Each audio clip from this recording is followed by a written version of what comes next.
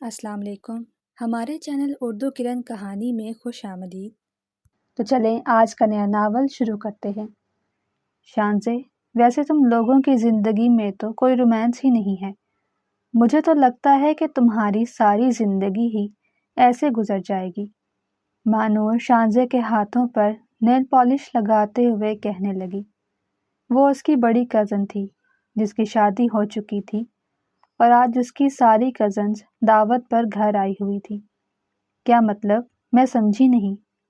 شانزے بیچاری نہ سمجھی کہ نور کیا کہہ رہی ہے، کیونکہ واقعی میں ان دونوں کے درمیان ایسا کچھ نہ تھا۔ اس نے آج تک شانزے کو نگاہ بھر کے نہ دیکھا تھا، حالانکہ ان کی شادی کو 2 ماہ ہو چکے تھے، مگر ان دونوں کے درمیان تو کوئی بات چیت ہی نہ ہوتی۔ ایک کمرے میں رہنے کے باوجود بھی وہ ایک دوسرے سے انجان تھے، اور یہ بات کہیں نہ کہیں ماہنور نے بھی نوٹ کر لی تھی۔ وہ اس کے چچا زاد اور عزیز دوست بھی تھی۔ نہیں یار، ایسی کوئی بات نہیں، اور ویسے بھی رومانس کا کیا کرنا ہے میں نے؟ وہ نظریں جھکائے کہنے لگی، کیونکہ وہ نظریں نہ اٹھا سکتی تھی۔ اگر وہ نظریں اٹھاتی تو ماہنور اس کی آنکھوں میں محبت کی کمی دیکھ لیتی، جو کمی صرف اور صرف اس کا شوہر پوری کر سکتا تھا۔ مگر وہ تو اپنی بیوی سے بالکل ہی بے نیاز ہر وقت دفتر کے کاموں میں لگا رہتا، کیونکہ وہ شانزے سے شادی نہیں کرنا چاہتا تھا، اور اس کے پیچھے بھی ایک بڑی وجہ تھی۔ لیکن اگر وہ چاہتا تو یہ وجہ بھی ختم ہو سکتی تھی، مگر وہ تو اس کے پاس ہی نہ آتا تھا۔ اس نے آج تک شانزے کو نگاہ بھر کے نہ دیکھا تھا، حالانکہ اگر دیکھ لیتا تو اس کا دیوانہ ہو جاتا۔ وہ کوئی عام لڑکی نہیں بلکہ ایک خوبصورت دوشیزہ تھی، لیکن اس کے ذہن میں تو بس ایک ہی بات اٹکی ہوئی تھی جسے وہ اب تک باہر نہ نکال پایا تھا۔ کیا مطلب؟ کیا کرنا ہے؟ محبت تو سب کی زندگی میں اہم کردار ادا کرتی ہے، اس کے بغیر تو زندگی نہیں گزاری جا سکتی۔ مانور اسے سمجھانے لگی، کیونکہ وہ سمجھ رہی تھی کہ شاید شانزے کو اس بارے میں کچھ پتہ ہی نہیں، لیکن وہ سب کچھ جاننے کے باوجود بھی انجان بن رہی تھی، کیونکہ گھر کے کسی فرد کو بھی ان دونوں کے درمیان کے رشتے کا کچھ پتہ ہی نہ تھا، بلکہ ان کے درمیان تو میاں بیوی والا رشتہ ہی نہ تھا۔ شانزے آپی، آپ لوگ کیا کر رہے ہیں؟ ہم لوگ تو بہت بور ہو رہے ہیں۔ اچانک سے کمرے کا دروازہ کھلا اور حورین اندر آتی دکھائی دی۔ وہ بھی شانزے کی چچا زاد تھی، مگر وہ لوگ یہاں پر نہ رہتے تھے، کیونکہ خالد شاہ کچھ عرصہ پہلے ہی اپنی فیملی کو لے کر دوسرے شہر شفٹ ہو گئے تھے، کیونکہ ان کا کاروبار یہاں پر ٹھیک نہ چل رہا تھا۔ مگر آج وہ فیملی سمیت گھر والوں سے ملنے کے لیے آئے ہوئے تھے۔ حورین، رباب کہاں ہے؟ آپ دونوں مل کر کھیلو نا، شانزے مسکراتے ہوئے جواب دینے لگی، کیونکہ وہ تو ان چھوٹی کزنوں کے ساتھ نہ کھیل سکتی تھی، اور مانور بھی خاموشی سے اس کے ہاتھوں پر نیل پینٹ لگا رہی تھی۔ آپی وہ نہیں کھیلتی میرے ساتھ، آپ کھیلے نا۔ 14 سالہ حورین ضد کر رہی تھی وہ دونوں اس کے ساتھ کھیلیں۔ اس کی بات پر تو ماہنور اور شانزے دونوں کا ہی قہقہا نکل گیا۔ حورین، ہم تمہارے ساتھ کیسے کھیل سکتے ہیں؟ تم جا کے بچوں کے ساتھ کھیلو نا، مانور ہنستے ہوئے جواب دینے لگی، کیونکہ اسے اپنی چھوٹی کزن کی باتوں پر بہت زیادہ ہنسی آ رہی تھی۔ ان دونوں کی باتیں سن کر تو حورین منہ پھلا کر بیٹھ گئی۔ اچھا چلو ٹھیک ہے، ہم تمہارے ساتھ کھیلتے ہیں، بتاؤ کیا کھیلنا ہے؟ شانزے اب نیل پینٹ لگوا چکی تھی اور حورین کا ہاتھ پکڑ کر بڑے پیار سے کہنے لگی، کیونکہ اسے اپنی یہ چھوٹی کزن بہت پیاری تھی۔ آپی، آپ لوگ باہر چلیں، میں باہر چل کر بتاؤں گی۔ حورین کا چہرہ خوشی سے کھل اٹھا اور وہ شانزے کا ہاتھ پکڑ کر اسے بیڈ سے اتارنے لگی، تو شانزے بھی نیچے آ گئی۔ اس کے ساتھ ساتھ ماہنور بھی بیڈ سے اتر آئی تھی۔ اب وہ تینوں ہی کمرے سے باہر نکل گئیں۔ جب وہ تینوں لان میں پہنچی تو ان کے پیچھے پیچھے رباب بھی لان میں پہنچ گئی، کیونکہ وہ بھی تو بور ہو رہی تھی۔ مگر جب حورین نے اس سے کھیلنے کا کہا تو اس وقت اس نے منع کر دیا تھا۔ حورین، اب بتاؤ کیا کرنا ہے؟ مہنور سوالیہ نظروں سے حورین کی طرف دیکھنے لگی تھی، مگر حورین کچھ نہ بولی اور لان کے ایک طرف چل دی جہاں پر پائپ پڑا تھا۔ اس نے وہ پائپ نل میں لگا دیا اور نل بھی چلا دیا۔ اس نے سب سے پہلے پانی اپنی بہن رباب پر پھینکا۔ یہ دیکھ کر تو رباب غصے سے بھر گئی اور دوڑتی ہوئی اس کی طرف آ گئی۔ اب پائپ رباب کے کنٹرول میں تھا۔ وہ حورین پر پانی پھینکنے کے ساتھ ساتھ مہنور اور شانزے پر بھی پھینک رہی تھی۔ پہلے تو مہنور کو ذرا غصہ آیا، مگر پھر وہ بھی ہنسنے لگی۔ شانزی تو ویسے ہی نرم دل کی مالک تھی، وہ بچوں کے ساتھ کھیل کر بہت خوشی محسوس کر رہی تھی۔ اب وہ چاروں ادھر سے ادھر بھاگ رہی تھیں، کبھی کسی کے ہاتھ میں پائپ ہوتا تو کبھی کسی کے ہاتھ میں۔ اب پائپ کا کنٹرول مہنور کے ہاتھ میں تھا اور اس نے شانزے کو مکمل طور پر بھگا دیا۔ شانزے کو دوپٹے کا ہوش بھی نہ تھا، کیونکہ کچھ دیر پہلے بھاگنے کی وجہ سے اس کا دوپٹہ زمین پر گر گیا تھا، مگر وہ ہوش و حواس سے بیگانہ بس بھاگتی چلی جا رہی تھی۔ مہنور پائپ پکڑے اس کے پیچھے پیچھے بھاگ رہی تھی۔ اچانک سے شانزے کا پاؤں پھسلا اور وہ زمین پر گر گئی، تو اس وقت مہنور کو موقع مل گیا اور اس نے شانزے کو مکمل طور پر بھگا دیا۔ شانزے ہنستی مسکراتی ہوئی اسے روک رہی تھی، مگر مہنور تو رکنے کا نام ہی نہ لے رہی تھی۔ اب حورین اور رباب بھی ان کے پاس ہی آ گئیں۔ حورین نے جلدی سے مہنور کے ہاتھ سے پائپ لیا اور اسے مکمل طور پر بھگا دیا۔ اس نے شانزے کا بدلہ لے لیا تھا۔ ہر طرف سے کہکہوں کی آوازیں آ رہی تھیں۔ وہ چاروں ہی اتنا زیادہ ہنس رہی تھیں کہ ان کی آوازیں باہر تک جا رہی تھیں۔ گھر کے بڑوں کو بھی اس بات کا کوئی علم نہ تھا۔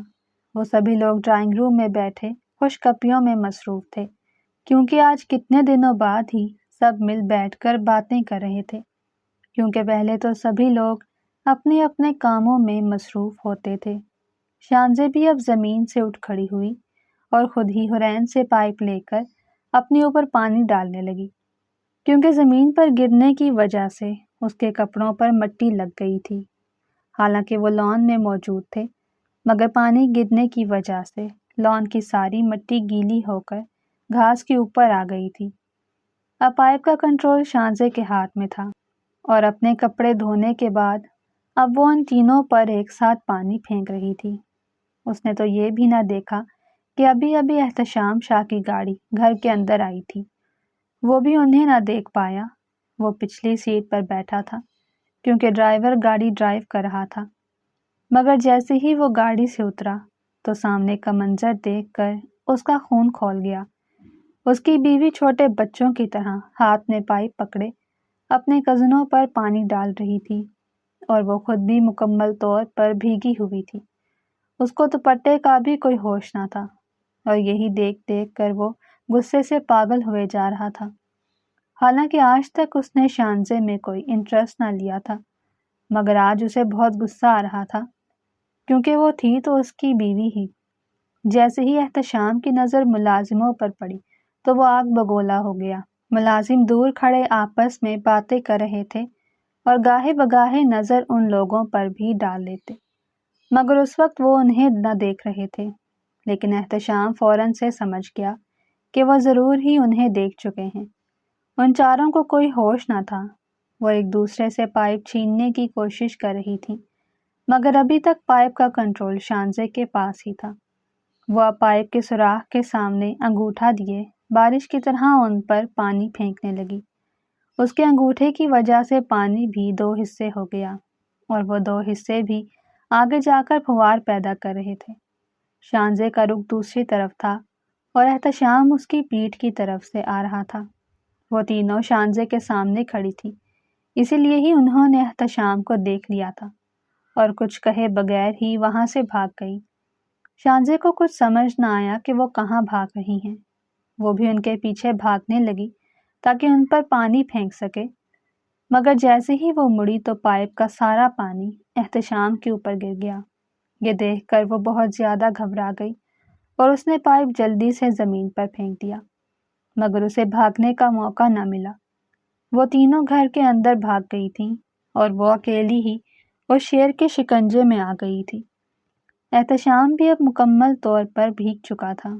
اس کا غصہ آسمان کی بلندیوں کو چھونے لگا، کیونکہ ایک تو اس کی بیوی دوپٹے سے بے نیاز نوکروں کے سامنے بچوں کی طرح کھیل رہی تھی، اور دوسرا وہ اب اپنے ساتھ ساتھ اسے بھی بھگا چکی تھی۔ احتشام آگے بڑھا اور سختی کے ساتھ اس کا ہاتھ پکڑ لیا تو وہ کرا کر رہ گئی، کیونکہ احتشام کی گرفت بہت زیادہ مضبوط تھی۔ میں نے کچھ نہیں کیا، آپ خود ہی بیچ میں آ گئے، وہ کانپتی ہوئی آواز کے ساتھ کہنے لگی۔ اسے احتشام سے بہت زیادہ خوف محسوس ہو رہا تھا، کیونکہ وہ کھا جانے والی نظروں سے اس کی طرف دیکھ رہا تھا۔ چپ، بدتمیزی کی بھی کوئی حد ہوتی ہے، مگر آج تم نے وہ حد بھی پار کر دی۔ شانزے بیچاری تو سمجھ رہی تھی کہ شاید وہ اس لیے غصہ کر رہا ہے کیونکہ اس نے اسے بھگا دیا تھا، مگر وہ تو زیادہ غصہ شانزے کی حرکتوں پر کر رہا تھا، کیونکہ وہ نوکروں کے سامنے بغیر دوپٹے کے ادھر سے ادھر پھر رہی تھی۔ تم سیدھا کمرے میں آؤ، وہ جبڑے بھینچ کر کہہ رہا تھا۔ اب اس نے شانزے کا بازو چھوڑ دیا تھا، کیونکہ وہ سوچ چکا تھا کہ وہ اس چیز کا حساب اس سے کمرے میں ہی لے گا، مگر وہ تو اپنی جگہ سے ہلی بھی نہ تھی، اس کے قدم وہیں پر جم گئے تھے۔ اس کی سمجھ میں کچھ نہ آ رہا تھا کہ آخر وہ کیا کرے۔ وہ اپنی صفائی میں مزید کچھ بولنا چاہتی تھی، مگر اس کے الفاظ اس کا ساتھ نہ دے رہے تھے۔ احتشام اب سوالیہ نظروں سے اس کی طرف دیکھنے لگا، کیونکہ وہ تو سمجھ رہا تھا کہ اس کے کہنے پر وہ دوڑتی ہوئی اس کے ساتھ کمرے میں چلی جائے گی، مگر وہ تو اپنی جگہ سے ہی نہ ہلی تھی۔ احتشام نے دوبارہ سے اس کا ہاتھ سختی سے پکڑا اور اسے گھسیٹتا ہوا اندر کی طرف لانے لگا۔ شانزے نے بھی کوئی مزاحمت نہ کی اور اس کے ساتھ چلتی آئی۔ اب وہ گھر کے اندر آ چکے تھے، مگر ڈرائنگ روم میں تو کوئی بھی موجود نہ تھا۔ شاید سبھی باتیں کرنے کے بعد اپنے اپنے کمروں میں چلے گئے تھے، اور وہ تینوں لڑکیاں اسے پھنسا کر نہ جانے کہاں گم تھیں۔ اسی چیز کا فائدہ اٹھاتے ہوئے وہ اس کا ہاتھ پکڑ کر سیڑھیوں پر چڑھنے لگا تو وہ بھی اس کے ساتھ ساتھ سیڑھیاں چڑھنے لگی۔ اب وہ اپنے کمرے میں آ چکے تھے۔ ان دونوں کی وجہ سے کمرے کا فرش بھی بھیگنے لگا، کیونکہ ان کے کپڑوں سے پانی قطروں کی صورت میں نیچے گر رہا تھا۔ شانزے چپ چاپ نظریں جھکائے آنکھوں میں نمی لیے زمین کو گھورے جا رہی تھی۔ نمی کے ساتھ ساتھ اس کا چہرہ بھی بھیگا ہوا تھا، اسی لیے ہی اس کی آنکھوں کی نمی احتشام نہ دیکھ پا رہا تھا۔ یہ کیا تماشا لگا رکھا ہے تم نے؟ کیا تمہیں اپنی عزت کا بھی کوئی خیال ہے یا نہیں؟ وہ اب غصے سے دھاڑنے لگا۔ اس کے غصے کی وجہ سے تو شانزے کی آنکھوں میں نمی آئی آنسوؤں میں بدل گئی۔ اب وہ زاروں کی طار آنسو بہائے جا رہی تھی۔ اب بھی اس نے چہرہ اوپر نہ اٹھایا۔ احتشام جو غصے سے پاگل ہوئے جا رہا تھا، اسے روتا ہوا دیکھ کر تو وہ بھی ایک منٹ کے لیے ٹھٹک گیا۔ شانزے اپنی موٹی موٹی آنکھوں سے آنسو باہر نکال رہی تھی۔ اس کی آنکھوں کا گرین کلر احتشام کو اپنی طرف متوجہ کر رہا تھا۔ اس نے آج تک اپنی بیوی کو غور سے نہ دیکھا تھا۔ وہ زندگی میں پہلی بار بڑے غور سے اس کا دیدار کر رہا تھا۔ وہ تو اس معصوم سی کلی سے نظریں نہ ہٹا پا رہا تھا، حالانکہ وہ تو اس پر غصہ کرنے کے لیے اسے کمرے میں لایا تھا، مگر اب وہ بھی چپ ہو گیا۔ "آئی ایم سوری احتشام"، وہ اب گیلی آواز کے ساتھ اس سے معافی مانگنے لگی، حالانکہ اس کا اتنا بڑا قصور نہ تھا، مگر پھر بھی وہ احتشام کے غصے سے ڈر کر معافی مانگنے لگی تھی۔ اس کے الفاظ احتشام کے کانوں میں رس گھولنے لگے، کیونکہ آج تک تو اس نے پیار بھری نظر سے اسے دیکھا ہی نہ تھا، مگر جب آج دیکھا تو بس دیکھتا ہی رہ گیا۔ پھر اس نے اپنے جذبات پر کنٹرول کیا اور اس کا ہاتھ سختی سے پکڑ لیا۔ "شرم نہیں آتی تمہیں؟ کیوں نوکروں کے سامنے بچوں کی طرح کھیل رہی تھی؟ اور دوپٹہ کہاں ہے تمہارا؟" وہ پھر سے اس پر غصہ کرنے لگا، کیونکہ اسے یاد آ گیا تھا کہ اس کی شادی زبردستی ہوئی تھی۔ وہ لڑکھڑاتی زبان کے ساتھ کچھ کہنا چاہ رہی تھی، مگر احتشام کے خوف کی وجہ سے اس کے الفاظ حلق میں ہی اٹک کر رہ گئے۔ "کیا وہ اس کے ہاتھ پر اپنی گرفت مضبوط کرتا ہوا کہنے لگا۔ شانزے کی کلائی درد سے پھٹے جا رہی تھی اور وہ اپنا ہاتھ چھڑوانے کی کوشش کر رہی تھی، مگر وہ ایک مضبوط مرد کی گرفت میں تھی، اسی لیے ہی اپنی کوششوں میں ناکام رہی۔ اس کی آنکھیں پھر سے آنسو برسانے لگی، مگر اس نے کوئی جواب نہ دیا، کیونکہ اس کے پاس تو کوئی جواب تھا ہی نہیں۔ اب اسے بھی اپنی غلطی کا احساس ہونے لگا تھا۔ وہ بھی یہی سوچ رہی تھی کہ وہ کیوں بچوں کے ساتھ بچی بن گئی، مگر وہ یہ بھی سوچ رہی تھی کہ وہ تو احتشام سے معافی مانگ چکی ہے، تو پھر وہ کیوں اسے سزا دینے پر تلا ہوا ہے؟ بتاؤ مجھے، کیا کر رہی تھی بچوں کے ساتھ؟ احتشام کا غصہ تو کم ہونے کا نام ہی نہ لے رہا تھا۔ جب بھی اسے یہ یاد آتا کہ اس کے ساتھ زبردستی کی گئی تھی تو اس کا غصہ اس کے دل کی دیواروں کو چیرتا ہوا باہر نکل آتا۔ حالانکہ وہ اپنی بیوی کے حسن کے سحر میں کھونے لگا تھا، مگر پھر اس کی انا اس کی محبت کے آڑے آ گئی، اور محبت بیچاری دل کے کسی کونے خدرے میں چھپ کر بیٹھ گئی۔ وہ چپ چاپ کھڑی آنکھوں سے آنسو نکالے جا رہی تھی۔ اسے اپنے سامنے کھڑے شخص پر بہت زیادہ غصہ آ رہا تھا۔ اس کا دل چاہ رہا تھا کہ ابھی احتشام کا گلا دبا دے، کیونکہ وہ اس کے ساتھ بہت سختی سے پیش آ رہا تھا، مگر وہ یہ بھی نہ کر سکتی تھی۔ سزا تو میں تمہیں دے کر رہوں گا، وہ سختی سے اس کا ہاتھ چھوڑتے ہوئے کہنے لگا، اور باتھ روم میں گھس گیا۔ تھوڑی دیر بعد وہ فریش ہو کر باہر نکلا تو وہ وہیں کی وہیں کھڑی تھی۔ تمہاری سزا یہ ہے کہ تم اب کمرے سے باہر نہیں نکلو گی، اور نہ ہی کسی سے بات کرو گی۔ وہ ڈریسنگ ٹیبل کے سامنے کھڑا تولیے سے بال رگڑ رہا تھا، اور ساتھ ساتھ اسے اس کی سزا بھی سنا رہا تھا۔ یہ سن کر تو شانزے کا دل بری طرح سے دھڑکنے لگا۔ وہ کیسے کمرے میں قید رہ سکتی تھی، لیکن اب اس سے نظر بند کیا جا رہا تھا۔ مجسمہ بن کر کب تک یہیں کھڑی رہو گی؟ جاؤ اور جا کر چینج کرو، پاگل لڑکی۔ اس کا غصہ تو ہر وقت ہی ناک پر رہتا تھا، اور اب بھی وہ غصے کے ساتھ اسے چینج کرنے کا کہہ رہا تھا۔ اس کی بات پر وہ الماری سے کپڑے نکال کر بھاگتی ہوئی باتھ روم میں گھس گئی، مگر اسے باتھ روم میں گئے ہوئے آدھا گھنٹہ ہو چکا تھا، اور ابھی تک وہ باہر نہ نکلی تھی۔ حالانکہ وہ کپڑے چینج کر چکی تھی، مگر وہ احتشام کے ڈر سے ہی باہر نہ نکل رہی تھی، کیونکہ وہ سوچ رہی تھی کہ جب وہ کمرے سے باہر چلا جائے گا تو تبھی وہ باہر آئے گی۔ لیکن وہ یہ نہ جانتی تھی کہ وہ تو آرام سے بیڈ پر براجمان ہو گیا ہے، کیونکہ وہ تھکا ہارا آفس سے آیا تھا اور اب آرام کرنا چاہتا تھا۔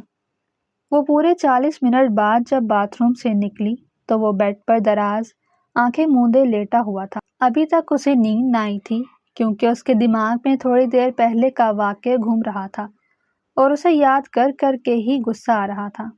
حالانکہ آج تک اس نے اپنی بیوی سے کوئی تعلق قائم نہ کیا تھا، مگر اسے یہ بھی پسند نہ تھا کہ غیر مرد اس کی بیوی پر نگاہ ڈالیں۔ وہ بیچاری لڑکھڑاتے قدموں کے ساتھ کمرے میں آ گئی، اور اسے دیکھ کر تو اس کا سارا جسم ہی کانپنے لگا۔ وہ تو سمجھ رہی تھی کہ وہ جا چکا ہوگا، مگر اس کا تو جانے کا کوئی ارادہ ہی نہ تھا۔ وہ بھی اب وہی تولیہ اٹھا کر اپنے بال خشک کرنے لگی۔ اس کا دل چاہ رہا تھا کہ بھاگ کر کمرے سے باہر نکل جائے، مگر وہ اب کمرے سے باہر نہ نکل سکتی تھی، کیونکہ یہی اس کی سزا تھی۔ بال خشک کرنے کے بعد وہ اب کنگھا دینے لگی۔ اس کے لمبے گھنے بال اس کی کمر تک آ رہے تھے۔ اچانک سے احتشام نے آنکھیں کھولی تو سامنے وہ اپنے ناگن جیسے بالوں میں کنگھا کر رہی تھی۔ ڈریسنگ ٹیبل بیڈ کے بالکل ساتھ ہی تھی، اسی لیے پانی کے کچھ قطرے احتشام کو اپنے منہ پر بھی محسوس ہو رہے تھے، مگر اسے سکون مل رہا تھا۔ اس کی سمجھ میں کچھ نہ آ رہا تھا کہ آخر اسے کیا ہوتا جا رہا ہے۔ اس کے سوال کا جواب اسے اب تک نہ ملا تھا، کیونکہ وہ اس سوال کا جواب اپنے دماغ سے معلوم کر رہا تھا، لیکن اس کا جواب تو اس کے دل میں موجود تھا۔ وہ اب بھی اپنے بالوں میں کنگھا کر رہی تھی، اور وہ پاگلوں کی طرح اسے دیکھے جا رہا تھا۔ پھر اس نے خود پر ضبط کیا اور رخ دوسری طرف پھیر گیا۔ شانزے نے اسے نہ دیکھا تھا، اگر دیکھ لیتی تو فوراً سے سمجھ جاتی کہ وہ اس کی طرف مائل ہو رہا ہے۔ وہ اب اپنی جگہ پر آ کر لیٹ گئی، کیونکہ وہ بیڈ پر نہ سوتی تھی۔ شادی کی پہلی رات ہی احتشام نے اسے منع کر دیا تھا کہ وہ اس کے ساتھ بیڈ شیئر نہیں کرے گا، اس لیے ہی وہ بیچاری بڑے صوفے پر سویا کرتی تھی۔ ویسے بھی وہ صوفے پر پوری آ جاتی تھی، اسی لیے ہی اسے کوئی مشکل محسوس نہ ہوتی۔ وہ اب بھی اپنی جگہ پر لیٹی یہی سوچ رہی تھی کہ وہ آخر کب تک اس کمرے میں قید رہ سکتی ہے، کیونکہ تھوڑی دیر میں ہی رات کے کھانے کا وقت ہونے والا تھا۔ ابھی وہ یہی سوچ رہی تھی کہ دروازے پر دستک ہوئی۔ احتشام، جسے ابھی نیند نہ آئی تھی، وہ جلدی سے بیڈ پر سے اترا اور دروازے کی طرف آ گیا، کیونکہ کہیں نہ کہیں اسے بھی اندازہ تھا کہ کوئی ملازم ہی انہیں کھانے کے لیے بلانے آیا ہوگا۔ جیسے ہی اس نے دروازہ کھولا تو باہر رانی کھڑی تھی۔ بھیا، آپ کو بی بی جی نیچے بلا رہی ہیں، سب لوگ کھانے پر آپ کا انتظار کر رہے ہیں، وہ نظریں جھکا کر کہنے لگی۔ رانی، تم ایسا کرو کہ ہم دونوں کا کھانا کمرے میں ہی لے آؤ، وہ عام سے لہجے میں کہتا ہوا دروازہ بند کر گیا۔ رانی یہی سوچنے لگی کہ آخر یہ انقلاب کیسے برپا ہو گیا، کیونکہ آج سے پہلے تو انہوں نے کبھی بھی کمرے میں کھانا نہ کھایا تھا، بلکہ احتشام کو تو یہ بالکل بھی پسند نہ تھا۔ ہمیشہ ہی وہ وقت پر ڈائننگ ٹیبل پر موجود ہوتا، مگر آج وہ اپنے اصولوں کو پس پش ڈال کر اپنی بیوی کو سزا دینے لگا تھا، اور اس سزا میں وہ خود لطف اندوز ہو رہا تھا۔ مگر شانزے سب کے بارے میں کچھ نہ جانتی تھی۔ وہ بھی اب صوفے پر اٹھ بیٹھی اور سوالیہ نظروں سے احتشام کی طرف دیکھنے لگی، جیسے کہہ رہی ہو کہ ہم یہاں کھانا کیسے کھا سکتے ہیں، مگر وہ منہ سے کچھ نہ بولی، کیونکہ اس میں اتنی ہمت ہی نہ تھی۔ کیا ہو گیا ہے، کیوں گھور رہی ہو؟ وہ اس کی آنکھوں میں دیکھتے ہوئے کہنے لگا تو وہ گڑبڑا کر دوسری طرف دیکھنے لگی۔ اس کی گھبراہٹ احتشام بھی دیکھ چکا تھا، اور اب اس کے چہرے پر دبی دبی مسکراہٹ رقص کرنے لگی۔ وہ خود بھی کسی نتیجے پر نہ پہنچ پا رہا تھا کہ آخر اسے کیا ہوتا جا رہا ہے۔ وہ اب بیڈ پر بیٹھا موبائل استعمال کرنے لگا۔ موبائل استعمال کرنا تو بس ایک بہانہ تھا، وہ تو اب بھی شانزے کے بارے میں سوچ رہا تھا۔ کچھ دیر پہلے کا منظر پھر سے اس کی آنکھوں میں لہرانے لگا۔ شانزے کی موٹی موٹی آنکھیں اسے اپنے سحر میں جکڑ رہی تھیں، حالانکہ وہ اب اس کی طرف نہ دیکھ رہا تھا، مگر کچھ دیر پہلے کی پرچھائی اس کی آنکھوں میں فکس ہو گئی تھی۔ اب وہ موبائل سائڈ پر رکھتا بیڈ کے ساتھ ٹیک لگائے آنکھیں موندے بیٹھ گیا۔ آنکھیں بند ہونے کے باوجود بھی شانزے کا چہرہ اس کے سامنے لہرا رہا تھا۔ اس کی آنکھیں آنسو نکال رہی تھیں، اور اس کے نرم نازک ہونٹ دانتوں کی گرفت میں تھے۔ وہ جب بھی پریشان ہوتی تو اسی طرح ہونٹوں کو دانتوں میں دبا لیتی۔ اس وقت بھی اس نے یہی کیا تھا، مگر وہ تو اسے پہلی مرتبہ یوں کرتا ہوا دیکھ رہا تھا، کیونکہ اس سے پہلے تو اس نے اس پر کبھی توجہ ہی نہ دی تھی۔ لیکن آج اس کے دل کی دنیا بدل چکی تھی، اور وہ خود ہی یہ ماننے سے انکاری تھا کہ اس میں انٹرسٹ لینے لگا ہے۔ پچھلے 2-4 دنوں سے وہ کچھ عجیب سا محسوس کر رہا تھا، مگر آج تک کسی نتیجے پر نہ پہنچا تھا۔ لیکن تھوڑی دیر پہلے کے واقعے نے تو اس کے دل میں ہلچل مچا دی تھی۔ دوبارہ دروازے پر دستک ہوئی تو اس بار شانزے دروازہ کھولنے کے لیے گئی۔ رانی ہاتھ میں ایک بڑی سی ٹرے پکڑے ہوئے تھی۔ شانزے نے فوراً اس کے ہاتھ سے ٹرے لے لی اور کمرے میں آ گئی۔ اب وہ ٹرے میز پر رکھتے ہوئے دوبارہ دروازے کی طرف جا رہی تھی تاکہ دروازہ بند کر سکے۔ کھانا دیکھ کر وہ بھی بیڈ سے اتر آیا اور صوفے پر آ بیٹھا۔ وہ کھانا شروع کر چکا تھا، مگر شانزے نے کھانا شروع نہ کیا تھا۔ وہ اپنے دونوں ہاتھوں کو گود میں رکھے مسلے جا رہی تھی۔ اسے عجیب سی گھبراہٹ ہو رہی تھی۔ کیا مسئلہ ہے؟ کھانا کیوں نہیں کھا رہی؟ وہ منہ میں نوالا ڈالتے ہوئے بولا، مگر شانزے نے کوئی جواب نہ دیا اور نہ ہی کھانا کھانا شروع کیا۔ شانزے، ایک بات تم غور سے سن لو کہ تم نے کمرے سے باہر نہیں نکلنا، اور کھانا بھی تم کمرے میں ہی کھاؤ گی۔ وہ اب انگلی دکھا کر اسے تنبیہ کرنے لگا۔ وہ بیچاری نہ چاہتے ہوئے بھی اس بات میں سر ہلا گئی، کیونکہ وہ اسے ڈر رہی تھی، اور اب اس کے کہنے پر ہاتھ آگے بڑھا کر پلیٹ میں سالن ڈالنے لگی۔ 2-3 نوالے لینے کے بعد وہ وہاں سے اٹھ گئی اور بیڈ سائڈ پر آ گئی۔ وہ اب دراز کھولے اپنی مطلوبہ چیز ڈھونڈ رہی تھی، مگر وہ اسے کہیں بھی دکھائی نہ دے رہی تھی۔ اب وہ بیڈ کی دوسری سائڈ پر آ کر دراز کھولے کھڑی تھی۔ اچانک سے اس کی نظر اس کی مطلوبہ چیز پر پڑی، اور اس نے وہ گولیوں کا پیکٹ اٹھا لیا۔ اب وہ احتشام کے پاس آ گئی کیونکہ پانی کا جگ وہیں پر رکھا تھا۔ وہ سر درد کی گولی کھا رہی تھی کیونکہ اس کے سر میں بہت زیادہ درد ہو رہا تھا، اور اسی وجہ سے ہی اس نے 2-3 نوالے کھائے تھے تاکہ ٹیبلٹ کھا سکے۔ احتشام دیکھ چکا تھا کہ وہ سر درد کی گولی کھا رہی ہے، مگر اس نے کچھ بھی نہ بولا اور چپ چاپ کھانا کھاتا رہا کیونکہ وہ خود کو مضبوط ظاہر کر رہا تھا، حالانکہ وہ اپنا ضبط پھر سے کھونے لگا تھا۔ اب وہ ٹیبلٹ کھا کے اس بڑے صوفے کی طرف آ گئی جو اس کا بستر تھا، لیکن لائٹ جلنے کی وجہ سے اسے نیند نہ آ رہی تھی اور اس کا سر بھی درد سے پھٹے جا رہا تھا۔ وہ اپنے ہاتھ سے اپنے ماتھے کو پکڑے مسل رہی تھی۔ گولی کھانے کے باوجود بھی اس کے سر درد میں ذرا برابر بھی کمی نہ آئی تھی۔ احتشام کھانا کھانے کے ساتھ ساتھ گاہے بگاہے اس پر بھی نظر ڈال لیتا۔ وہ بھی اس کی بے چینی دیکھ رہا تھا۔ وہ سمجھ گیا تھا کہ اس کے سر میں بہت زیادہ درد ہے، مگر وہ کچھ نہ کر سکتا تھا، یا شاید کچھ کرنا ہی نہ چاہتا تھا۔ کھانا کھانے کے بعد وہ لائٹ آف کر کے اپنے بیڈ پر دراز ہو گیا، مگر اسے نیند نہ آ رہی تھی۔ اس کی بے چینی لمحہ بلمحہ بڑھتی جا رہی تھی۔ اس کا دل چاہ رہا تھا کہ وہ شانزے کا سر دبائے، مگر وہ یہ نہ کر سکتا تھا کیونکہ جب بھی وہ اس کے ساتھ ہمدردی کرنے کی کوشش کرتا تو اس کے ذہن میں پھر سے وہی بات گھومنے لگتی کہ اس کی شادی اس کی مرضی سے نہیں بلکہ گھر والوں کی مرضی سے ہوئی ہے۔ وہ شانزے سے نفرت نہ کرتا تھا، مگر وہ اس سے محبت بھی نہ کرتا تھا، اور اس کی سب سے بڑی وجہ شانزے کی کم عمری تھی۔ وہ اس کی کم عمری کی وجہ سے ہی اس سے شادی نہ کرنا چاہتا تھا۔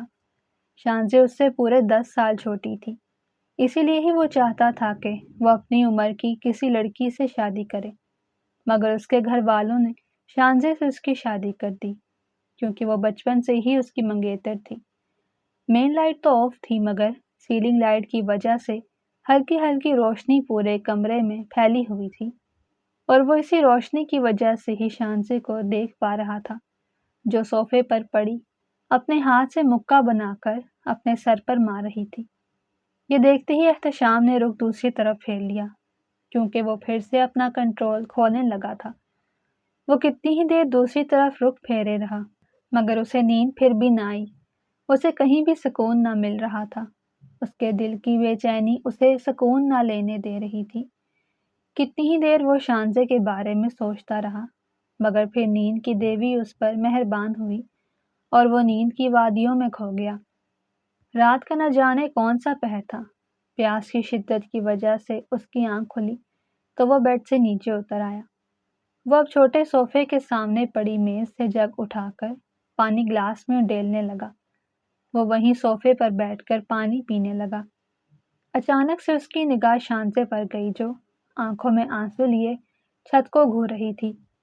اس کے سر کا درد اب بھی ختم نہ ہوا تھا، بلکہ وقت گزرنے کے ساتھ ساتھ بڑھتا ہی جا رہا تھا۔ یہ دسمبر کے دن تھے اور بھیگنے کی وجہ سے اسے سردی لگ گئی تھی، اسی وجہ سے ہی اس کا سر درد کر رہا تھا، اور اب سر درد کے ساتھ ساتھ اس کا جسم بھی تپنے لگا۔ وہ پانی پی کر اب بیڈ کی طرف آ گیا، مگر اس کا دل چاہ رہا تھا کہ وہ شانزے کے پاس جائے اور اس سے اس کی خیریت معلوم کرے۔ پھر اس نے دیکھا کہ اس کے قدم چلتے ہوئے شانزے کی طرف جا رہے تھے۔ اسے کوئی ہوش نہ تھا کہ وہ کیا کر رہا ہے۔ وہ اپنے قدموں کو چلتا ہوا دیکھ رہا تھا۔ اب وہ شانزے کے بالکل پاس کھڑا تھا، مگر شانزے نے آنکھیں بند کر رکھی تھی، اس لیے ہی اسے دیکھ نہ پائی۔ احتشام نے شانزے کے ماتھے پر ہاتھ رکھا تو اس کا ہاتھ ہی جل گیا کیونکہ شانزے کا ماتھا کسی توے کی طرح گرم ہو رہا تھا۔ اس کی حرکت پر شانزے نے بھی آنکھیں کھول دیں۔ اسے اپنے اتنے قریب دیکھ کر وہ گھبرا گئی اور ہڑبڑا کر اٹھ بیٹھی۔ شانزے، تمہیں تو بہت سخت بخار ہو رہا ہے، تم نے مجھے بتایا کیوں نہیں؟ وہ اونچی آواز میں کہنے لگا۔ اس بار وہ غصہ نہ کر رہا تھا بلکہ وہ شانزے کے لیے پریشان ہو رہا تھا، مگر شانزے تو اب بھی یہی سمجھ رہی تھی کہ وہ اس پر غصہ کر رہا ہے کیونکہ وہ اونچی آواز میں بول رہا تھا، کچھ نہیں ہوا مجھے، ٹھیک ہوں میں۔ جب وہ بولی تو اس کی آواز بہت دھیمی تھی کیونکہ بخار کی وجہ سے تو اس کی بولتی ہی بند ہو گئی تھی، اور ویسے بھی وہ احتشام کے سامنے کچھ بھی نہ بول پاتی۔ شانزے، تم پاگل ہو گئی ہو، تمہارا جسم بخار سے تپ رہا ہے اور تم کہہ رہی ہو کہ کچھ نہیں ہوا۔ اس بار وہ اس پر غصہ کرنے لگا کیونکہ اسے شانزے کی نادانیوں پر غصہ آ رہا تھا، جو بخار میں تپنے کے باوجود کہہ رہی تھی کہ کچھ نہیں ہے۔ شانزے نے اس کی بات کا جواب نہ دیا اور چپ چاپ بیٹھی رہی۔ چلو میں تمہیں ابھی کے ابھی ڈاکٹر کے پاس لے جاتا ہوں، یہ کہتے ساتھ ہی وہ بیڈ سائڈ سے اپنا موبائل اور بٹوا اٹھانے لگا۔ نہیں، مجھے کہیں نہیں جانا، وہ چھوٹے بچوں کی طرح ضد کرنے لگی، اور ویسے بھی اسے انجیکشن سے ڈر لگتا تھا۔ اب وہ یہی سوچ رہی تھی کہ اگر وہ ڈاکٹر کے پاس گئی تو ڈاکٹر ضرور اسے انجیکشن لگائے گا۔ اس کی بات پر احتشام کو غصہ آ گیا۔ اس کا دماغ اسے مشورہ دینے لگا تھا کہ وہ اسے اس کے حال پر چھوڑ دے، مگر اس کا دل اسے مجبور کر رہا تھا کہ وہ شانزے کی اذیت دور کرے۔ شانزے، میں کچھ نہیں سنوں گا، جلدی سے تیار ہو جاؤ، ہم ابھی کے ابھی ڈاکٹر کے پاس جائیں گے۔ وہ اب انگلی دکھا کر تنبیہ کرنے لگا۔ یہ اس کی بچپن کی عادت تھی، جب بھی وہ کسی بات پر زور دیتا تو انگلی ضرور اٹھاتا۔ اس کی بات سن کر شانزے بیچاری نہ چاہتے ہوئے بھی صوفے سے نیچے اٹھ کھڑی تھی، مگر وہ ٹھیک طریقے سے کھڑی بھی نہ ہو پا رہی تھی۔ اچانک سے اسے چکر آیا اور وہ زمین پر گرنے لگی، مگر احتشام اس کے بالکل ساتھ کھڑا تھا، اسی لیے ہی اسے اپنی باہوں میں سنبھال گیا۔ شانزے کی آنکھیں کھلی ہوئی تھیں، مگر اسے کسی چیز کا ہوش نہ تھا۔ اس کا سارا جسم درد سے چور ہو رہا تھا اور وہ یہ نہ دیکھ پا رہی تھی کہ وہ زمین پر ہے یا احتشام کی باہوں میں۔ احتشام اسے اپنی باہوں میں بھر کر اب تیز تیز قدموں کے ساتھ سیڑھیاں اتر رہا تھا۔ سارا گھر ہی اندھیرے میں ڈوبا ہوا تھا۔ وہ اب اسے گاڑی کی پچھلی سیٹ پر ڈال کر ڈرائیونگ سیٹ سنبھال چکا تھا۔ چوکیدار بھی سو گیا تھا، اس لیے اس نے گیٹ بھی خود ہی کھول دیا اور گیٹ بند کیے بغیر ہی گھر سے باہر نکل گیا۔ 10 منٹ کے اندر ہی وہ شہر کے سب سے بڑے اسپتال میں موجود تھے۔ اسپتال میں آ کر تو ایسا لگ رہا تھا کہ جیسے رات نہیں بلکہ دن ہو، ہر طرف لوگ ہی لوگ تھے۔ وہ اب بھی اپنی بیوی کو اپنی باہوں میں بھر کر اسپتال کے اندر لا رہا تھا۔ سب لوگ حیرانی سے اسے دیکھنے لگے اور ہر کوئی ہی رشک کی نگاہوں سے انہیں دیکھنے لگا، کیونکہ وہ سمجھ رہے تھے کہ ان دونوں کے درمیان بڑی محبت ہے، مگر کوئی بھی یہ نہ جانتا تھا کہ ان دونوں کے درمیان تو کوئی رشتہ ہی نہیں۔ وہ شانزے کو سیدھا ایمرجنسی میں لایا۔ اب ڈاکٹر اسے باہر بھیج رہے تھے، مگر وہ باہر نہ جا رہا تھا کیونکہ وہ شانزے کی وجہ سے بہت زیادہ پریشان ہو رہا تھا۔ لیکن ڈاکٹر کے کہنے پر نہ چاہتے ہوئے اسے باہر نکلنا پڑا۔ وہ کوریڈور میں کھڑا نم آنکھوں کے ساتھ شانزے کے لیے دعا کر رہا تھا۔ اسے خود بھی سمجھ نہ آ رہا تھا کہ وہ کیا کر رہا ہے، مگر اب وہ سوچنے سمجھنے کی صلاحیت سے آگے نکل گیا تھا۔ اب وہ صرف اور صرف شانزے کے لیے دعائیں کر رہا تھا۔ اس کا دل چاہ رہا تھا کہ وہ ابھی ٹھیک ہو جائے اور اس کے ساتھ گھر جائے۔ وہ سوچ رہا تھا کہ وہ اس کو تنگ نہ کرے گا اور نہ ہی کبھی اس پر غصہ کرے گا، وہ اس کی سزا بھی ختم کر دے گا، بس ایک بار وہ ٹھیک ہو جائے۔ وہ تو اتنا پریشان ہو رہا تھا کہ جیسے کچھ بہت برا ہو گیا ہو، حالانکہ شانزے کو بس بخار ہی ہوا تھا اور وہ بھی سردی کی وجہ سے۔ تھوڑی دیر کے اندر ہی ڈاکٹر کمرے سے باہر نکل آیا۔ ڈاکٹر صاحب، میری بیوی کیسی ہے؟ وہ ٹھیک تو ہے نا؟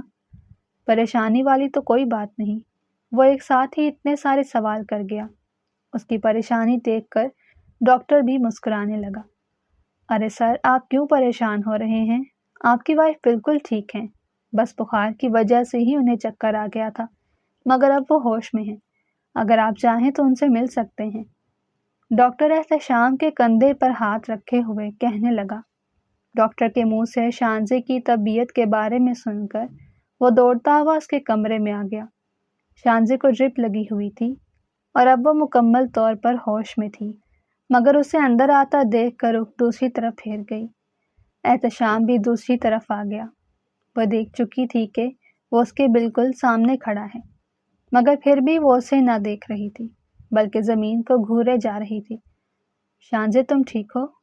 وہ اس کا ہاتھ اپنے ہاتھوں میں لیتا ہوا کہنے لگا، مگر شانزے نے ایک جھٹکے سے اپنا ہاتھ اس کی گرفت سے آزاد کروایا اور نم آنکھوں سے اس کی طرف دیکھنے لگی۔ آج وہ اپنے سارے بدلے لینا چاہتی تھی، کیونکہ وہ اس کے تیور اچھی طرح سے دیکھ چکی تھی۔ وہ جان گئی تھی کہ وہ اب اس کی طرف متوجہ ہونے لگا ہے۔ اس کی اس حرکت پر تو احتشام کو چپ لگ گئی۔ اس کی سمجھ میں نہ آ رہا تھا کہ وہ کیا بات کرے۔ اچانک سے کمرے کا دروازہ کھلا اور ڈاکٹر اندر آتا دکھائی دیا، اور آتے ساتھ ہی ڈاکٹر نے خبر دی کہ اب آپ کی وائف بالکل ٹھیک ہے، آپ انہیں گھر لے جا سکتے ہیں۔ یہ سن کر تو احتشام کے چہرے پر مسکراہٹ آ گئی، کیونکہ وہ شانزے کی وجہ سے بہت زیادہ پریشان تھا۔ ڈاکٹر نے کچھ ادویات لکھ کر دی تاکہ احتشام جا کر وہ فارمیسی سے لے آئے۔ اب ڈاکٹر شانزے کے لیے انجیکشن تیار کرنے لگا، کیونکہ اب اس کا بخار کچھ کم ہو چکا تھا اور انجیکشن لگایا جا سکتا تھا۔ انجیکشن کو دیکھ کر تو شانزے کی چیخ نکل گئی۔ احتشام جو کمرے سے باہر نکل رہا تھا، الٹے قدموں شانزے کے پاس واپس آ گیا۔ احتشام پلیز ان سے کہہ دیں کہ میں نے انجیکشن نہیں لگوانا، میں ٹھیک ہوں، وہ رندی ہوئی آواز کے ساتھ کہنے لگی۔ اس نے احتشام کا ایک ہاتھ اپنے ہاتھ میں لے رکھا تھا۔ شانزے کچھ نہیں ہوتا، اب تم بڑی ہو گئی ہو، دیکھنا انجیکشن لگنے کا پتہ بھی نہیں چلے گا، وہ مسکراتے ہوئے کہنے لگا۔ شانزے مسلسل نفی میں سر ہلا رہی تھی، مگر احتشام اس کی کوئی بات نہ سن رہا تھا۔ اس نے ڈاکٹر کو اشارہ کیا اور ڈاکٹر انجیکشن تیار کر کے شانزے کی طرف آ گیا۔ اب احتشام اس کے بازو کو سلیو سے آزاد کر رہا تھا۔ اس بار شانزے نے کچھ نہ کہا اور چپ چاپ آنسو بہانے لگی۔ اسے بہت زیادہ ڈر لگ رہا تھا۔ اسے ایسا لگ رہا تھا کہ جیسے ہی اسے انجیکشن لگے گا تو وہ مر جائے گی، مگر ایسا کچھ نہ ہوا اور ڈاکٹر نے آرام سے انجیکشن لگا دیا۔ جیسے ہی انجیکشن لگا تو شانزے کی چیخ پورے اسپتال میں گونجی۔ انجیکشن لگانے کے بعد ڈاکٹر صاحب باہر جا چکے تھے اور اب احتشام شانزے کو سہارا دے کر اسے بیڈ سے نیچے اتار رہا تھا۔ اب وہ ہاسپٹل سے باہر نکل آئے۔ شانزے گاڑی میں بیٹھی اس کا انتظار کر رہی تھی اور وہ اسپتال کی فارمیسی سے اس کے لیے دوائیاں لے رہا تھا۔ 5 منٹ کے اندر ہی وہ دوائیاں لے کر واپس آ گیا، لیکن شانزے کو پچھلی سیٹ پر بیٹھا دیکھ کر احتشام کا منہ بن گیا۔ اس کا دل چاہ رہا تھا کہ وہ اس کے ساتھ بیٹھے۔ اب وہ پچھلی سیٹ کا دروازہ کھول کر ہاتھ آگے کیے کھڑا تھا۔ شانزے کی سمجھ میں کچھ نہ آ رہا تھا کہ آخر وہ کیا چاہتا ہے، مگر پھر بھی اس نے اپنا ہاتھ اس کے ہاتھ پر رکھ دیا تو وہ اسے باہر نکالنے لگا۔ وہ دونوں ہی اگلی سیٹوں پر بیٹھے تھے۔ 15 منٹ کے اندر ہی وہ گھر پہنچ گئے، مگر اب صبح کی نماز کا وقت ہو گیا تھا اور گھر کے بزرگ نماز کی تیاریوں میں لگے ہوئے تھے۔ جیسے ہی وہ ڈرائنگ روم میں انٹر ہوئے تو سائرہ بیگم انہیں دیکھ کر حیران رہ گئیں، کیونکہ ایک تو وہ صبح سویرے ہی باہر سے آ رہے تھے اور دوسرا وہ بیٹی کے ہاتھ پر لگا برنولا دیکھ چکی تھی۔ وہ تیز تیز قدموں کے ساتھ چلتی ہوئی ان دونوں کی طرف آ گئی۔ بیٹا یہ کیا ہوا ہے تمہیں؟ وہ فکر مندی سے کہنے لگی، کیونکہ گھر میں کسی کو بھی اس بارے میں کچھ معلوم نہ تھا۔ وہ تو آدھی رات کو ہی گھر سے نکلے تھے۔ چچی جان کچھ نہیں، بس شانزے کو بخار ہو گیا تھا، اسی لیے ہی میں اسے ڈاکٹر کے پاس لے کر گیا تھا۔ شانزے تو کچھ نہ بولی، مگر اس کی طرف کا جواب احتشام نے دے دیا۔ سائرہ بیگم اب بھی دونوں کو حیرانی سے دیکھ رہی تھی، کیونکہ یہ ایک بہت بڑی بات تھی۔ گھر کے سبھی فرد ہی شانزے کی بیماری سے انجان تھے۔ اچھا بیٹا، تم ایسے کرو، اسے کمرے میں لے جاؤ، میں ابھی اس کے لیے جوس لے کر آتی ہوں۔ یہ کہتے ساتھ ہی وہ عجلت میں کچن کی طرف دوڑ گئیں اور وہ اس کا ہاتھ پکڑ کر اسے کمرے میں لے آیا۔ اس بار اس نے شانزے کو اپنے بیڈ پر بٹھا دیا۔ شانزے بھی سوالیہ نظروں سے اس کی طرف دیکھنے لگی، جیسے کہہ رہی ہو کہ آج یہ تبدیلی کیسے آ گئی؟ شانزے آج سے تم بیڈ پر ہی سوگی، اور ہاں، تمہاری سزا بھی اب ختم ہو چکی ہے، تم باہر جا سکتی ہو۔ وہ شانزے کی نظروں میں سوال دیکھ چکا تھا، اس لیے ہی اس کے پوچھنے سے پہلے ہی جواب دے دیا۔ اس کی بات پر تو شانزے مسکرا کر رہ گئی۔ وہ دل ہی دل میں بہت زیادہ خوش ہو رہی تھی، کیونکہ اب وہ اس سے پیار سے بات کر رہا تھا اور یہ شادی کے بعد پہلی مرتبہ ہوا تھا۔ اسی وقت کمرے کا دروازہ کھلا اور سب گھر والے اندر آتے دکھائی دیے۔ سبھی شانزے کی وجہ سے بہت زیادہ پریشان تھے اور اس سے اس کی طبیعت معلوم کر رہے تھے۔ وہ ہنستے ہنستے سب کو اپنی خیریت کے بارے میں اطلاع دے رہی تھی، کیونکہ واقعی میں وہ اب ٹھیک تھی۔ تھوڑی دیر کے بعد اندر سائرہ بیگم بھی جوس کا گلاس لے کر آ گئی، مگر شانزے کا جوس پینے کا بالکل بھی دل نہ کر رہا تھا۔ احتشام نے چچی جان سے جوس کا گلاس لے کر زبردستی اس کے ہونٹوں سے لگا دیا تو وہ جوس پیتی چلی گئی۔ کچھ دیر بعد سب گھر والے ان کے کمرے سے باہر نکل گئے۔ وہ دونوں ہی کمرے میں موجود تھے۔ وہ تو سارا دن ہی گھر سے باہر نہ نکلا، بلکہ شانزے کے چھوٹے چھوٹے کام اپنے ہاتھ سے کرنے لگا۔ اسے کوئی ہوش نہ تھا کہ وہ کیا کر رہا ہے اور کیا نہیں، مگر شانزے سب سمجھ گئی تھی، کیونکہ وہ ایک لڑکی تھی اور لڑکیاں 1 منٹ میں سمجھ جاتی ہیں کہ اگلے کی کیا نیت ہے۔ رات کو وہ دونوں ایک ہی بیڈ پر سوئے۔ شانزے کو تو دوائیوں کے نشے کی وجہ سے جلدی نیند آ گئی، مگر وہ ابھی تک جاگ رہا تھا۔ اس کا دل چاہ رہا تھا کہ وہ شانزے سے اپنی محبت کا اظہار کر دے، کیونکہ اب وہ اس سے مزید دور نہ رہ سکتا تھا۔ اسے رہ رہ کر اپنی غلطیوں کا احساس ہونے لگا۔ وہ سمجھ گیا تھا کہ ساری غلطی اسی کی ہے۔ وہی زبردستی شادی ہونے پر اس سے دوری بنا کر بیٹھ گیا، مگر اب سب کچھ بدل چکا تھا اور وہ اپنی حرکتوں پر اندر ہی اندر پشیمان ہوئے جا رہا تھا۔ پھر اسے بھی نیند آ گئی، کیونکہ وہ بھی تو سارا دن اس کا خیال رکھتا رہا تھا۔ صبح کی آذانوں کے ساتھ ہی احتشام کی آنکھ کھل گئی اور وہ اپنے پہلو میں پڑی اپنی محبوب بیوی کو دیکھنے لگا۔ پھر اس نے اپنا ہاتھ آگے بڑھا کر شانزے کے ماتھے پر آئے بال ایک طرف کیے تو وہ بھی آنکھیں کھول گئی اور اس کی اس حرکت پر شرما کر رہ گئی۔ وہ مسکرائے جا رہی تھی اور اسے دیکھ کر احتشام بھی مسکرانے لگا۔ ان دونوں کے درمیان سرد مہری کی دیوار اب گر چکی تھی اور وہ دونوں ہی ایک دوسرے کے جذبات سے واقف ہونے لگے تھے۔ شانزے اب لیٹی ہوئی نہ تھی، بلکہ بیڈ کے ساتھ ٹیک لگائے بیٹھی اسے دیکھ رہی تھی۔ شانزے، مجھے تم سے بہت ضروری بات کرنی ہے، وہ دبی دبی مسکراہٹ کے ساتھ کہہ رہا تھا، مگر شانزے نے کوئی جواب نہ دیا اور مسکراتے ہوئے بیڈ شیٹ کو گھورنے لگی۔ شانزے، میں تم سے محبت کرنے لگا ہوں اور اب مزید تم سے دور نہیں رہ سکتا۔ کیا تم مجھے اپنی زندگی میں قبول کرتی ہو؟ وہ اس کا ہاتھ اپنے ہاتھوں میں لے کر اپنی محبت کا اظہار کرنے لگا۔ وہ اس سے پوچھ رہا تھا کہ وہ اسے قبول کرتی بھی ہے یا نہیں، حالانکہ وہ اسے نکاح کے وقت ہی دل سے قبول کر چکی تھی، کیونکہ وہ اسے بچپن سے چاہتی تھی۔ اس بار بھی شانزے نے کوئی جواب نہ دیا اور مسکرا کر رخ دوسری طرف پھیر لیا۔ وہ بہت شرمیلی تھی، اسی لیے ہی اس کی بات کا جواب نہ دے پا رہی تھی۔ اس کے شرمانے کی وجہ سے وہ بھی فوراً سے سمجھ گیا کہ وہ اس کے ساتھ رہنے پر راضی ہے۔ وہ خوشی سے پھولے نہ سما رہا تھا، کیونکہ وہ تو سمجھ رہا تھا کہ وہ اسے کبھی معاف نہ کرے گی، کیونکہ ان 2.5 مہینوں میں اس نے شانزے کو بڑا تنگ کیا تھا اور کبھی کبھار تو اس پر بہت غصہ کر جاتا، مگر وہ اسے دل سے معاف کر چکی تھی۔ ان دونوں کی زندگی باغ و بہار ہو گئی تھی۔ وقت بڑی تیزی سے گزرتا جا رہا تھا۔ اب ان کی شادی کو پورے 3 ماہ ہو چکے تھے، مگر ان کی بے قراریاں تو بڑھتی ہی جا رہی تھیں۔ وہ ایک دوسرے کی قربت میں خوش رہنے لگے تھے۔ شانزے ڈریسنگ ٹیبل کے سامنے کھڑی میک اپ کر رہی تھی، کیونکہ آج انہیں چچا کے گھر دعوت پر جانا تھا۔ شانزے، یار جلدی کرو، اور کتنا وقت لگاؤ گی؟ سب لوگ ہمارا ہی انتظار کر رہے ہیں۔ وہ گھڑی پر وقت دیکھتے ہوئے کہنے لگا۔ احتشام، بس 2 منٹ دے دیں۔ وہ اب اپنے ہاتھوں میں چوڑیاں پہن رہی تھی۔ احتشام صوفے سے اٹھا اور اس کے پاس آ گیا۔ وہ اس کے کندھے پر ہاتھ رکھے شیشے میں ہی اسے دیکھنے لگا۔ وہ اس کے اس طرح سے دیکھنے پر شرمانے لگی اور نظریں نیچے جھکا گئی۔ بیگم صاحبہ، اب تو ہماری شادی کو اتنے ماہ ہو چکے ہیں، مگر آپ تو ایسے شرما رہی ہیں جیسے ہماری شادی آج ہوئی ہو۔ وہ مسکراتے ہوئے کہنے لگا۔ اس کی بات پر وہ بھی مسکرا دی۔ اب وہ دونوں ہاتھ پکڑ کر کمرے سے باہر نکل آئے۔ گھر کے سبھی لوگ ڈرائنگ روم میں تیار بیٹھے تھے، کیونکہ آج سب کو ہی خالد شاہ کے گھر دعوت پر جانا تھا۔ اسی وقت ہی سب لوگ گھر سے نکل گئے۔ سب لوگ ہی رات کو بہت لیٹ واپس آئے۔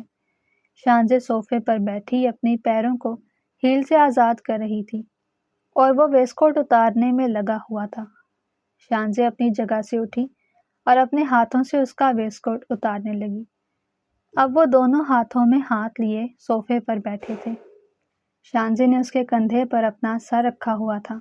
جب سے اس نے اپنے شوہر کی محبت کو حاصل کیا تھا وہ تو ہواؤں میں اڑنے لگی تھی، اور احتشام بھی اسے اپنی زندگی میں شامل کر کے بہت خوش تھا۔ ان دونوں کی زندگی مکمل طور پر بدل چکی تھی۔ شانزے تو ہر وقت ہی اللہ تعالیٰ کا شکر ادا کرتی رہتی کہ اسے اس کے شوہر کی محبت نصیب ہو گئی، ورنہ جب وہ اسے بے رخی سے بات کرتا تھا تو اس کا دل کٹ کر رہ جاتا۔ مگر اب ایسا کچھ نہ تھا، وہ تو اس کے پیچھے اتنا دیوانہ تھا کہ ہر روز ہی دفتر سے جلدی گھر آ جاتا۔ شانزے میں تو کہتا ہوں کہ ہم ہنی مون کے لیے سوئٹزرلینڈ چلتے ہیں، وہ اس کے بالوں میں ہاتھ پھیرتا ہوا کہہ رہا تھا۔ احتشام آپ کیسی باتیں کر رہے ہیں، اتنے ماہ بعد ہم ہنی مون پر جاتے ہوئے اچھے لگیں گے؟